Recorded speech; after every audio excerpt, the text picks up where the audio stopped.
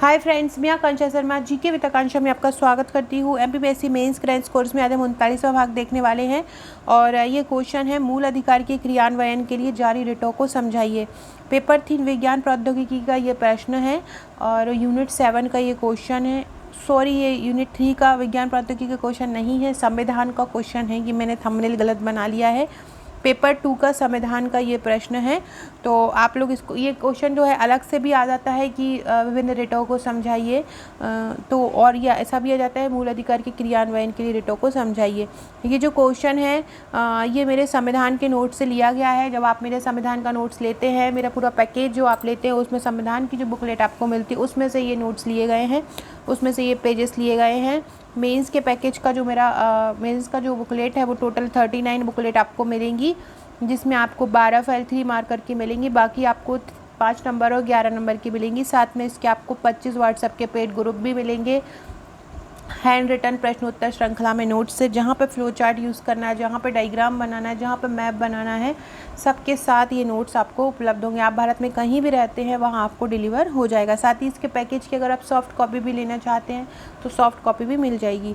Pre के notes की 12 booklet आपको मिलेंगी। प्री के नोट्स भी अवेलेबल है। प्री के नोट्स के यूनिट वाइज 10 यूनिट है जो आपकी उम्र 10 यूनिट के मिलेंगे। साथ में आपको एक करंट अफेयर्स की और एक प्रैक्टिस क्वेश्चन की फाइल मिलेगी। मूल अधिकारों के प्रभावी क्रियान्वयन के लिए अनुच्छेद 32 के अंतर्गत उच्चतम न्यायालय ने और अनुच्छेद 226 के तहत उच्च न्यायालय रिट जारी करता है। देखो, दो प्रकार के अनुच्छेद में बात की गई। एक अनुच्छेद 32 और एक अनुच्छेद 226। जो अनुच्छेद 32 है वो सर्वोच्च न्यायालय के लिए है और जो अनुच्छेद 226 है वो उच्च न्यायालय के लिए है। मतलब सुप्रीम कोर्ट जो है 32 अनुच्छेद के तहत और हाई कोर्ट जो है अनुच्छेद 226 के तहत रिट जारी करता है।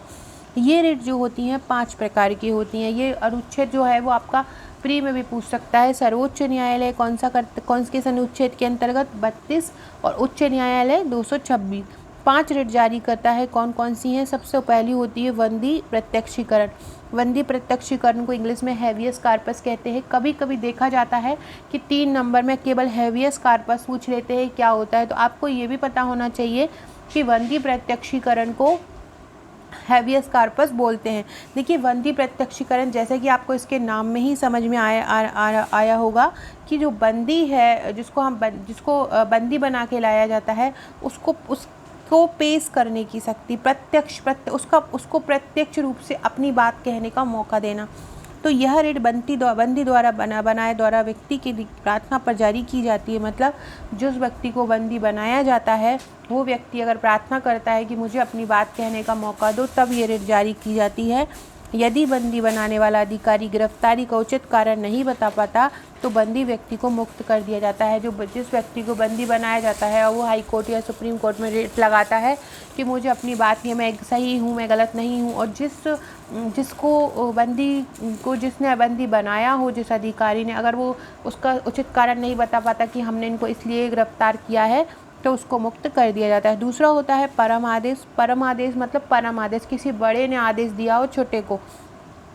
परम आदेश को बोलते हैं मैंडामस। क्या बोलते हैं? मैंडामस। ये मैंडामस बोलते हैं और ये मैंडामस भी अलग से 3 नंबर में पूछा जा सकता है। तो इसका शाब्दिक अर्थ होता है हम आदेश देते हैं। इस आदेश द्वारा न्यायालय सार्वजनिक अधिकारियों को उनके निर्दिष्ट कार्य संपादन के लिए कहता है। मतलब जो बड़ा अधिकारी होता है वो छोटे अधिकारियों को उनका कोई कार्य है उसको संपादन के लिए बोलता है परमादेश में। तीसरा होता है अधिकार परीक्षा। अधिकार परीक्षा को बोलते हैं क्वो वारंटो। अधिकार परीक्षा को क्या बोलते हैं? क्वो वारंटो बोलते हैं। जब कोई व्यक्ति ऐसे पदाधिकारी के रूप में कार्य करता है जिसके रूप में उसे कार्य करने का वैधानिक रूप से अधिकार नहीं है, तो न्यायालय उससे पूछ सकता है कि वह इस आधार पर काम कर रहा है। अधिकार परीक्षा मतलब अपने अधिकार के रूप में किसी से हम कुछ पूछ सकते हैं क्योंकि हमको ये अधिकार है। तो कोई व्यक्ति अगर ऐसे पदाधिकारी के रूप में काम करता है उसको कार्य करने का कोई अधिकार नहीं है, तो न्यायालय उससे पूछ सकता है कि वह किस आधार पर काम करता है। अगला होता है प्रतिषेध। प्रतिषेध को हम बोलते हैं प्रोहिबिशन। प्रतिषेध को क्या बोला जाता है? प्रोहिबिशन मतलब किसी चीज़ को नकारना। यह आज्ञा पत्र सर्वोच्च न्यायालय तथा उच्च न्यायालयों द्वारा अधीनस्थ न्यायालयों और न्यायिक न्यायाधिकरणों को जारी किया जाता है। इसमें आदेश देते हैं कि उनके अधिकार क्षेत्र में न आने वाले मामलों की सुनवाई न करें। तो प्रोहिबिशन मतलब क्या होता है, कोई सर्वोच्च न्यायालय है वो उच्च न्यायालय को बोलेगा, उच्च न्यायालय अपने छोटे न्यायालय को बोलेगा, तो छोटे न्यायालय की कोई ऐसी चीज़ जो आपके अधिकार में नहीं आती आप उसकी सुनवाई ना करें। तो इस प्रकार से ये प्रतिषेध होता है। अगला होता है उत्प्रेषण। उत्प्रेषण का अर्थ होता है शाब्दिक अर्थ और अधिक जानकारी प्राप्त करना। उत्प्रेषण का क्या अर्थ होता है, और अधिक जानकारी प्राप्त करना। ये आदेश कानूनी क्षेत्राधिकार से संबंधित त्रुटियों को या किसी अधीनस्थ न्यायालय के दुर्भावपूर्ण कार्य को सुधारने के लिए दिए जाते हैं।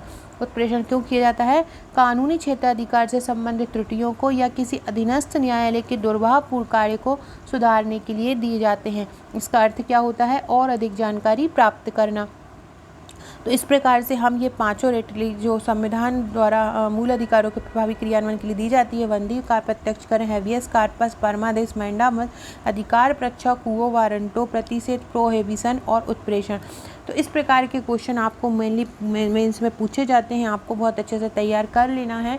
और भी मुख्य परीक्षा के जो अलग अलग से प्रकार के क्वेश्चन होते हैं वो मैं अपने ग्रुप में आपको अपडेट देती रहती हूँ। ज़्यादा से ज़्यादा आंसर राइटिंग प्रैक्टिस कीजिए, बिना ये सोचे कि रिज़ल्ट कब आएगा, आप अपनी तैयारी बेस्ट कीजिए, क्योंकि जिनको सिलेक्ट होना है, जिनका सपना है कि उनको अधिकारी बनना है, वो अपनी तैयारी करे हुए हैं, कहीं आप उनसे पीछे ना हट जाएँ। Okay friends, thank you.